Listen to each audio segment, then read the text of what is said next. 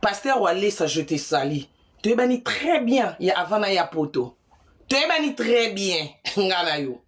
Bato église na ba utiliser nga Karine. Ka nzamba lola likolo ba benga nga. Ba yebisi nga Karine. Mbongo ezali. Ba tchela nga monta ya 30 000. Mais nebe de ke ba na 30 000 te me ba beti nga de ya bongo. 30 000 eza. Yo za journaliste Karine benga nani garçon wana. Nenga zoloba makambo ya contre église na biso boye ezo sala bien te. Yo loba na ye a changé langage. Aloba kake ba démon mutu ba osale bongo aya na église ba lekise délivrance après ça les sous ba émission yo oza na voiture. Soko lingi voiture te 30 000.